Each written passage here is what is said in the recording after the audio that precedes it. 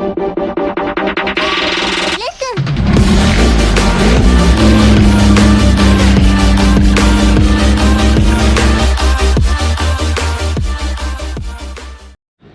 chào tất cả các bạn đã quay lại channel của mình. Hôm nay mình sẽ tiến hành làm ống xả bằng công nghệ hàn tích này. Cùng theo dõi mình nhé.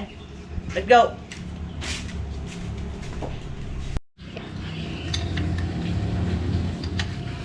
Do là ống xả này nó cũ rồi các bạn, với lại nó không phù hợp với lại vị trí này nữa. Do nó bị cấn cái này nên mình không đi được ống xả xuống dưới nữa, nên mình phải tiến hành làm lại bộ phận mới. Bây giờ mình phải mở cái này ra để mình lấy cái ron này các bạn, mình đi cắt một miếng mặt bít mới. Wow.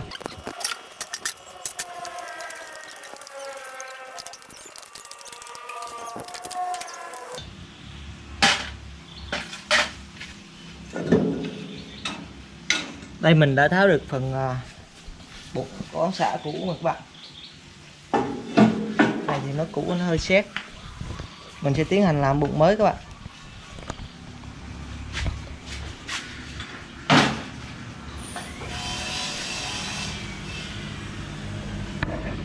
Đây. Bây giờ mình sẽ sử dụng cái này để mình đi cắt một miếng thép các bạn, giống hình dạng của này, dày khoảng 10 ly để mình làm một cái bột xả mới. Thì ống bô này mình đi máy 1 và máy 4 vào một đường các bạn. Máy 2 và máy 3 chung một đường. Sau khi hai máy chung với nhau thì mình lại hai máy đó mình chung lại một đường nữa. Thì mình sẽ đi theo đường đây, cong qua đây các bạn, xong vòng qua đây các bạn, xong vòng xuống đây, rồi đi kẹp theo hông xe ra phía sau của xe, xong mình lại chia ra hai đường để thành hai ống xả các bạn. Nào bây giờ mình cùng đi mua tấm thép nha các bạn.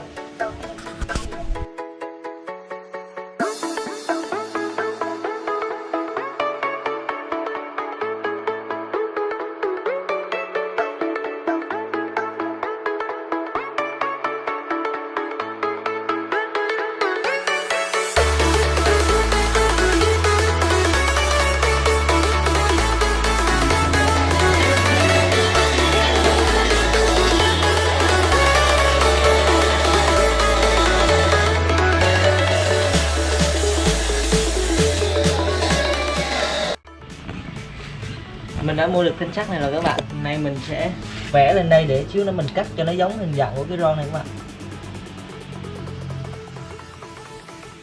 Đây là mấy cái lỗ của ống xả này các bạn. Lỗ.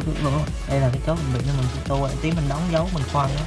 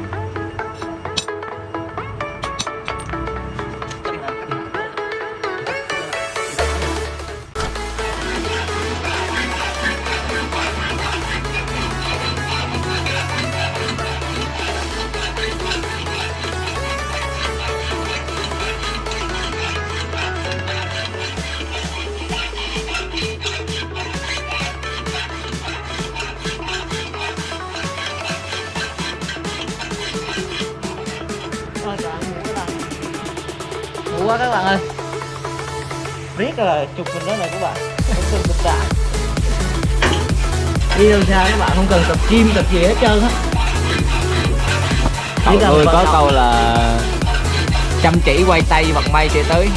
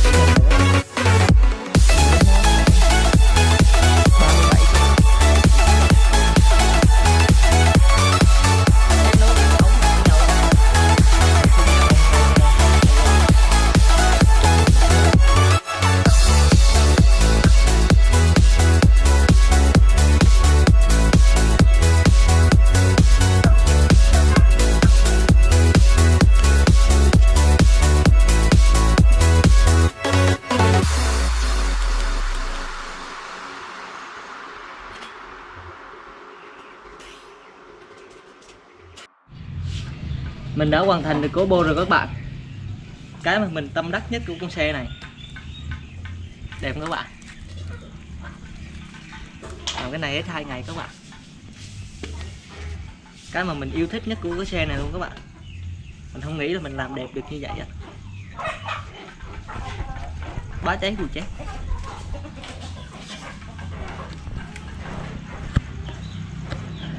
Bây giờ mình sẽ lắp vào máy, nổ máy xem tiếng bô nó sẽ như thế nào nha các bạn. Ok.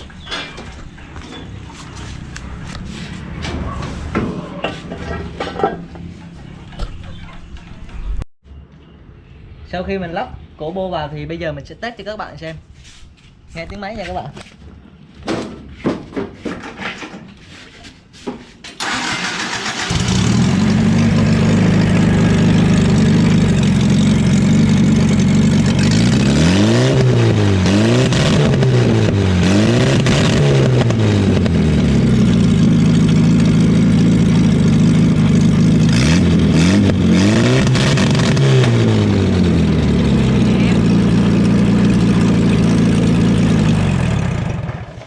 Quá đã luôn các bạn ơi. Quá mềm.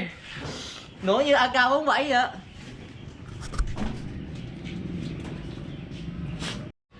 Không biết các bạn nghe trong clip như thế nào nhưng mà ở ngoài này mình nghe rất đã luôn các bạn. Nhức cái lách. Nhức nách. Thiệt luôn các bạn. Không biết các bạn nghe sao cái ngoài này sướng. Tê dái. Tê chi thầy. Tê dái.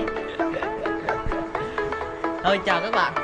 Nếu thấy hay thì hãy cho mình một like, một subscribe nha.